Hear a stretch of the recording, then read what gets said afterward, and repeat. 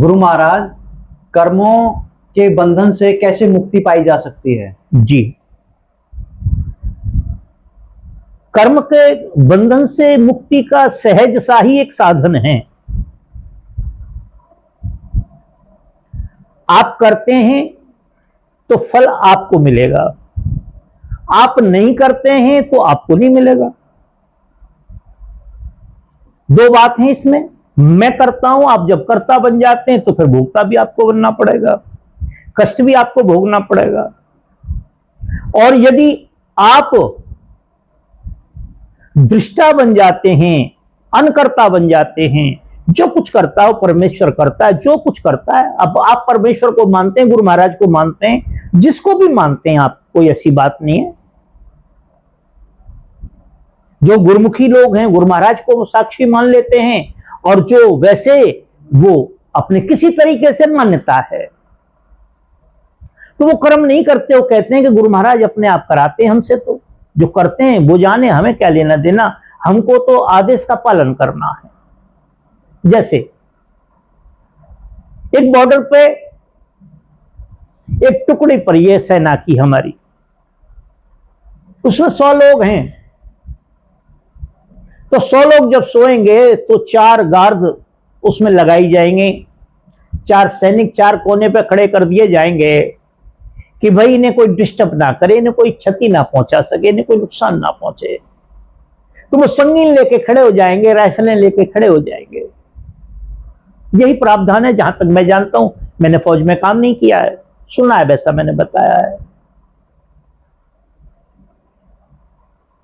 तो मैं मान लीजिए गन लेके खड़ा हूं, मेरे पीछे मेरे अफसर खड़े हुए हैं, मेरे पीछे मेरा अफसर खड़ा हुआ है। आप समझे? थोड़ा सा यहां मैं आपका 1 मिनट फालतू लूंगा। मेरे पीछे, जस्ट पीछे मेरा अफसर खड़ा हुआ है, और सामने से मेरे अफसर का अफसर आ रहा है। जैसे माने हमारे गुरु महाराज हैं, गुरु महाराज के गुरु महाराज हैं, हमारे गुरु महाराज हमको आदेश कर रहे हैं कि शूट, फायर कर दें आप। हमने फायर कर दिया और अफसर का अफसर उससे खत्म हो जाता है, मर जाता है। तो बताइए सजा किसको मिलेगी? सजा उसको मिलेगी जिसने शूट करने के लिए कहा है। और यदि हम ये कहते हैं कि अरे नहीं, ये तो सर आपके सर हैं, मैं इनको क्यों मारूं, क्यों इन पर फायर करूं, तो फिर सजा किसे मिलेगी? वो सजा फिर मुझे मिलेगी, क्योंकि मैंने अफसर का आदेश नहीं माना, मैंने अपने मन के अनुसार ये काम किया। मुझे इस बात से कोई लेना देनी, अफसर का अफसर सामने है, उससे कोई लेना देना नहीं है। मुझे अफसर के आदेश का पालन करना है, उसके आदेश की अवहेलना नहीं करनी है। क्या नहीं करनी है? अवहेलना नहीं करनी है। तो जब मैंने अफसर के आदेश का पालन किया तो मुझे पुरस्कार मिलेगा, उसका किए हुए का फल नहीं मिलेगा। और यदि मैंने अपने अफसर का आदेश नहीं माना तो उसका फल मुझे मिलेगा, उसकी सजा मिलेगी कि तुमने अपने अफसर का आदेश नहीं माना। तो इसी प्रकार से जब हम कर्म को करते हैं तो उसका फल हमको भोगना पड़ता है। और जब हम ईश्वर को साक्षी मान करके, ईश्वर को समर्पित करके, गुरु महाराज के चरणों में उस कर्म को समर्पित करके हम कुछ नहीं करते हैं, जो गुरु महाराज कराते हैं हम वो करते हैं, फिर हमें उस फल का भोग नहीं भोगना पड़ेगा। ये सहज और सरल सा उपाय है कर्मों से छूटने का।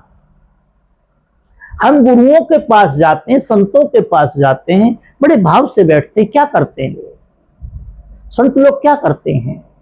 हमारी ग्रंथियों को खोलते हैं जो हमने व्यर्थ की पाल रखी हैं, और उन ग्रंथियों को खोल करके वह हमें यह बता देते हैं कि कर्म तो करने वाला कोई और है, तुम तो कोई कर्म और अकर्म नहीं, तुम तो साक्षी हो। क्या हो? साक्षी हो। केवल रोड पर बैठे बैठे देखते रहो, मोटर जा रही है, गाड़ी जा रही है, टांगा जा रहा है, साइकिल जा रही है, स्कूटर कुछ भी जा रहा है, उसको टोको मत। ये मत कहो ये जा रहा है, ये जो जा रहा है जाने दो, साक्षी भाव से बैठे रहे, फिर आपको कोई भी कर्म बांध नहीं पाएगा। धन्यवाद।